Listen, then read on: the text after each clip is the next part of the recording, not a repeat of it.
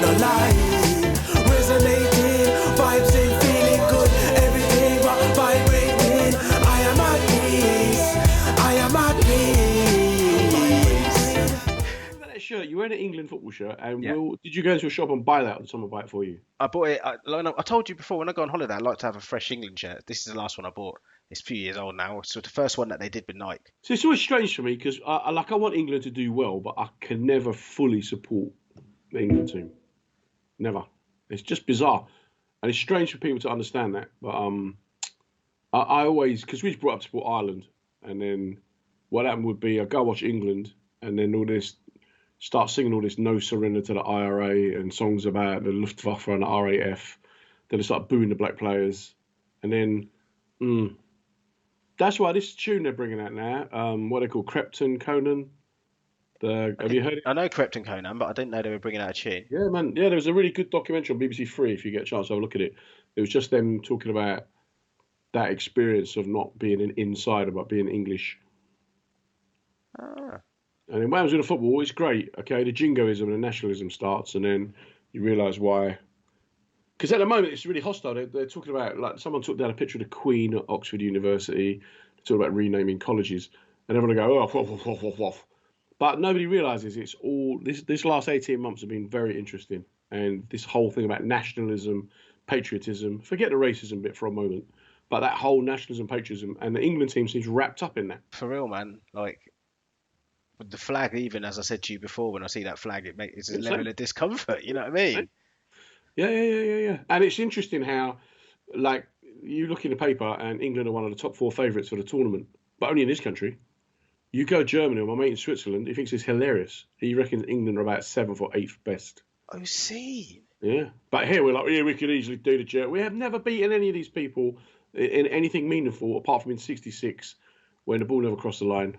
And it was all a bit, if that was in South America, everyone would go, hang on, that was a bit dodgy. But we invented the game. We invented the game. We go to, well, now it's coming home. I think it's really funny that when Germany won the World Cup, they sang It's Coming Home in full English, fluent English, all of them. But again, I just think, you know, I'd like to see some good games in that, but it's not sport now, is it? It's not a tournament. It's not a... We went to watch the Europa League final, and it's the first time I've been out of the house socially. And the game ended, penalties, that Villarreal goalkeeper scored the goal. Back in the net, goal! And then the tellies went off, and a voice just went, okay, can you now please vacate the premises? The game is over. It was like, what? What about the trophy? What about the interviews? What about... Nah. All they want is your money, mate. All they want is your cash. You could write a song about that. I could write a song about that. But I think that this is a good opportunity for people to question what it is they want from their team and the rest of it. And other teams, other nations don't seem to have this madness surrounding their football, right? My tune of the week, right, is... can you hear this? Right, this is from like 1974. Yabba dabba doo, we support the boys in blue, and it's easy.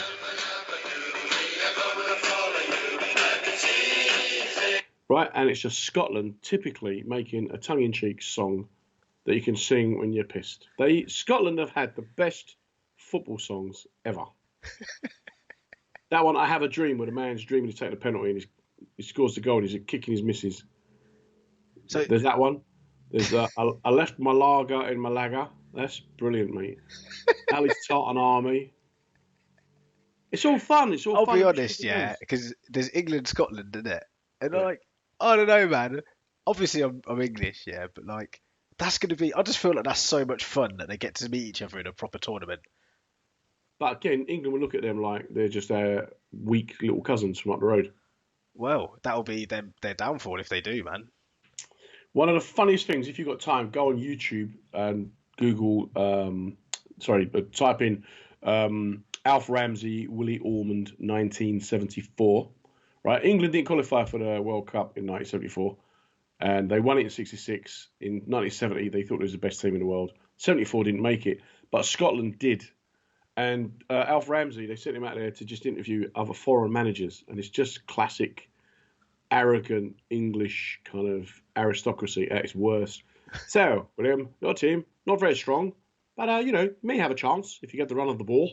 You see this Scottish bloke. Look at it. Is that right? Where's your team then? Hilarious, man. Just hilarious. And all it needs is one game to win. They're going to win it. Everything's all right with the world. Yeah. We're gonna win. It's coming home. Oh my days. But again, even that thing, it's coming home. That's a tongue-in-cheek song, and it was about the game actually being played in England. It's coming home to its natural. It's not about England going to win the trophy and bring it home. No. But I think though, you said other countries don't have this. I think other countries must have an element of this because when they fight in that, when different people fight, like they're into football and they go and fight, they have crews in different places, don't they? Do you mean firms and that in different places? Yeah. So there must be some element of it, but I think it's almost seen as, oh, don't say anything about it. It's nice, it's passion and everything until them same man boo, and then but they do different, don't they? Even like Serbians and all that. They don't get to other countries and smash up and beat up and destroy. They've got thugs and football hooligans. Look how the Russians, when they played England in the World Cup, they trained for it. They trained, went with gum shields and gloves and beat 7 bells out of the England supporters, who then complained that they'd been treated exactly how they'd been treating everyone else for the previous 30 years. Talking of which, I think we need to get onto something because you just said then complained that they've been treated how they've been treating everyone else for however many years. I don't know, man. I'm just going to put it out there as to something we'll talk about next time, maybe. But there's a comedian that we both know. Good lad and that. Good lad. It's good geezer. I read an article. Let me see if I can bring that article and the title of the article up just to tell you a little bit about what's going on. So, his name is Nick Dixon, and it's in the Telegraph, and it's in the Express, and it's probably on the Daily Mail as well. So it says, comedian claims he was snubbed for a gig because he is white, straight, and able-bodied male. Easy for you to say. And like basically saying, I don't know, man. I don't know whether that's the media put it out there like that. The brother didn't seem like... No, that's how it is. That's how it is. But the thing is, right, you're not going to get a gig because you're black. There's nothing you can do about it. He's not going to get a gig because he's white and straight.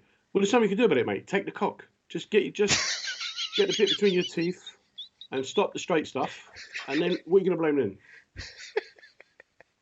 Get on board. It's Pride Month. Do you know what I mean? As well. Embrace it, Nick. For true, mate. For true. I don't know, man. It just made me feel. The way it made me feel when I read that, like, obviously knowing the brother probably different if I didn't know. I don't know him, but different if I hadn't gigged with him before and that.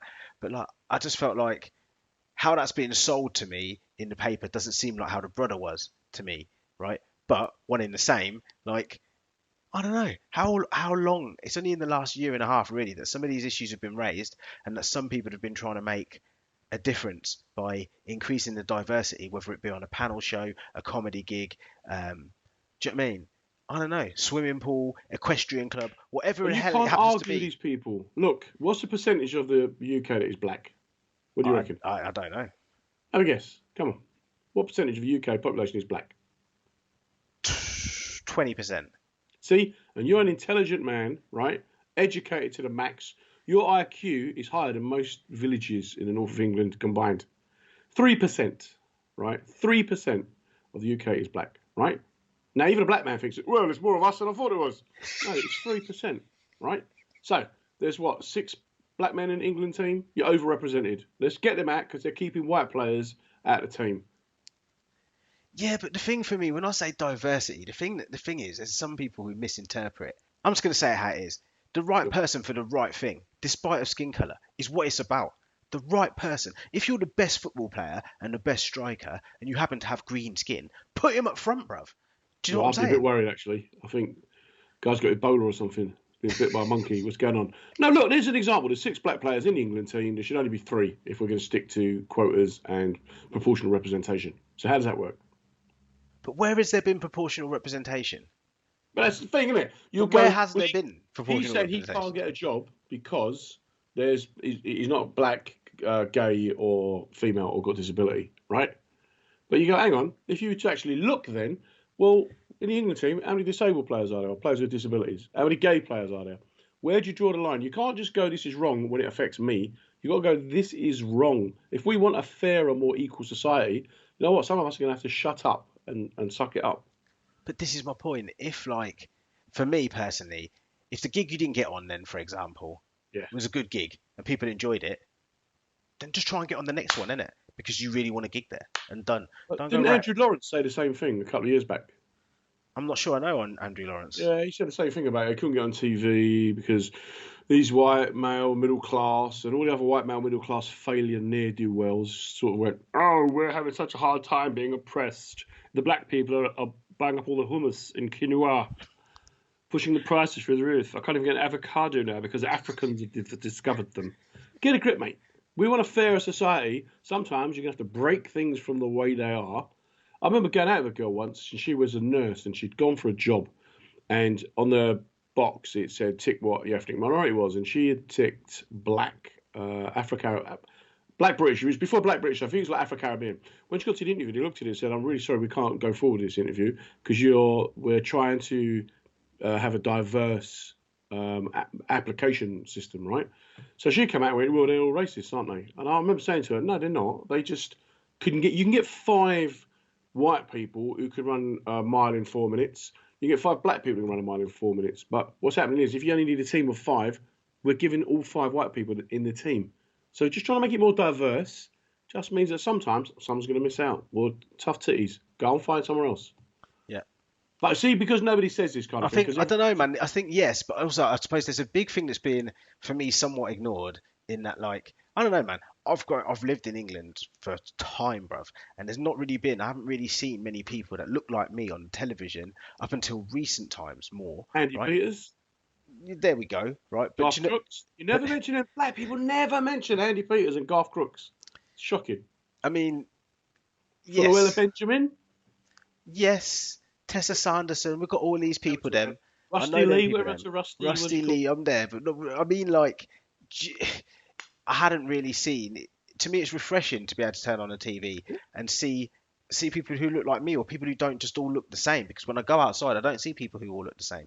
Now, maybe, as you say, if it's 3% in many parts of the country, people do all look the same. I don't know, man. But, like, I don't know. I ain't got the answers, man. I ain't got the answers. Well, I think, like, look, I watch Match of the Day. I love the fact that, I think one week there was 2 women and a black guy. And I'm like, I didn't see 2, right, tick the box, tick. I just saw 3 people who were interesting, entertaining. I would have Jermaine Jonas over Alan Shearer any day. Any day. Not because he's black, but actually because he's got something to say. And he's not part of this old guard establishment. Indeed, but I think all of them fruits can work together. It just means that you're not hogging out the work. You get what I'm saying? They've hogged out the work, man. They have hogged out the work. I've seen that. But what I'm saying is now it feels like, I don't know, man. I'll just say it how it is. It feels like people are having ache because there's like a few people getting a chance that wouldn't have got a chance before it was raised, that people weren't getting a chance. And then people are going, oh, but what about my chance? If I had 100% of chances before, then I should still have 100% of chances now. Well, as you say, same thing you're saying, just in a different way. Nothing gusser, man. Things changing. But see, life is a wall. I've told my kids this. It's a wall. You got to press against that wall. Sometimes the wall will give, sometimes it won't. Where it ain't giving, don't waste your breath there. Find where it gives and push there. It's that simple. You know, when I started doing comedy, I remember people saying to me, but you can't make a living as a comedian. So I went from open spot, up. Ended up traveling the world, bought my house, done very, very well. I still meet people who say to me, yeah, but you can't be that good. You ain't been on telly. I'm like, no. I realised that telly wall, that weren't going nowhere for me. So I didn't waste my time pressing that one. I went for, and the guy that used to manage me would go, we're going to get you on this, we're going to get you on that. And I'd say, don't bother with that. Get me on the cruises, get me on the corporates, get me with the military, right? Get me to do my health stuff. Mm-hmm. Then I found my gap and I went for my gap. There's a great Scottish saying, if it's for you, it will not go by you. So the Caribbean saying, what's made for you won't pass you by. So there you go. Same two things. It's about energy, isn't it? And about spending your energy on the things that you think you can make a difference on it. When I had my day job, I was a trade union chairman and I wanted to be an area representative, right? So I went and did my trade union qualification. I already had 2 degrees, but I went and did another one to become it's called a Certificate in Higher Education, Labour and Trade Union Studies. I was therefore qualified to be a union regional convener. And then the guy that was the regional convener, he was going, and they said to me, look, we'll apply. They had like about 6 or 7 applicants. But one of the guys further up the chain said, look, we're going to be honest with you. You're qualified, you're great, you've got all the qualifications, tick, tick, tickety, tick. However, we're trying to promote diversity here. So we're probably going to go with a female or someone from an ethnic minority. You know, my thing was, okay, yeah, I want to see a fairer society. So from that, I didn't do that, and instead, I went into writing, then went into writing comedy. Do you understand? So my son is now in the same position I was in 25 years ago. He may well come up against the same thing. His attitude is the same. Well, that wall, it ain't moving. I'll go to the bit. Now, this is where I was going with this, is that sometimes, for example, if you were to then say, right, that wall isn't moving, but you were to spend the next 20, 25, 40 years pushing against that wall, then you could end up being annoyed about the fact that the wall's not, or how much progress you have or haven't made, or what experiences you've had. You could end up being like, but that wall, pushing against that wall would have been a distraction to success. You understand what I'm saying? Yeah. Now, I feel as such that sometimes when we see so much talk in the media about, for example, people booing the people taking a knee, or people taking a knee, and that, to me, that feels like a distraction to actually making a change, so that when someone does get dodgy messages after a game, they put that effort into that, or they could put that effort into love to show people that everyone's exactly the same, rather than printing all this like negativity and fear sells, isn't it? Do you know what I mean? Yeah. But look, Marcus Rashford is a classic example, right? That guy is, what is he, 22, 23? He's raised in a single parent family, went without food, went without shoes. That guy is a 1 in a million human being, right? You know, he's did publicity. The guy's raised money for stuff. He's got school meals sorted. He's a role model for my white children. And he's black. He's a role model for my children, as has been other people of other colours, right? But you can't just go, well, yeah, but he's because he's black. No, it's not. The guy's a fantastic footballer and a special human being. So instead of doing that, instead of going, well, there's another again, one, listen, and we'll leave it on this, because he has such a strong mind, in my opinion. He is able to see those things, but see them as distractions, and still keep doing what he's doing and pushing against the walls that he can move. And if he's got the energy to, he'll try to spend a little bit of time on those walls. But really, I rate him, man. I'm just saying that when you see something in the media like the whole booing thing, for me, if the media was to then press on with the fact that, right, let's try and canvass these I don't know, I'm not saying about like censoring social media, but if people say dodgy things on social media, then let's make sure they get done the same way as if you say it to someone's face. Make it public. Let them stop hiding behind anonymity. When I went to watch that football match I told you about, where they switched off the tellies at the end of the game, right? So Man United was playing, and the table next to us, there was 5 young black boys at this table. And one of them started bemoaning Rashford, and his mate was joining in, the other 3 was quiet. And I turned to him and said, excuse me, my friend, we're supporters. We're meant to get behind our team. And let me tell you, that boy, Marcus Rashford, he is special. You won't realise it now until you're about 40 or 50, when that boy is Prime Minister or the head of the United Nations. We're watching the development of a Mandela here. We're watching the development of a special, standout human being.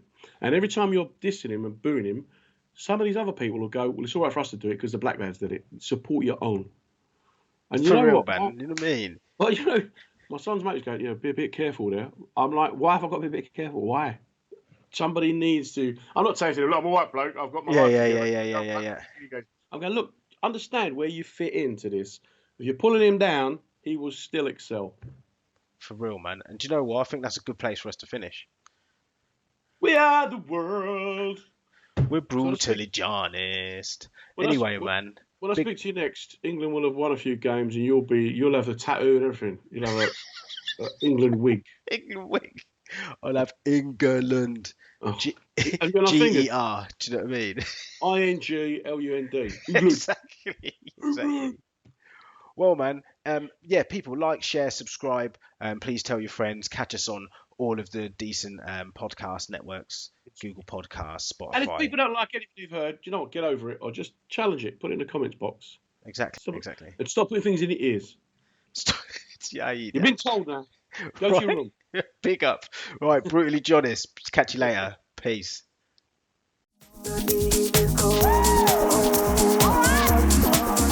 Step off the blazy.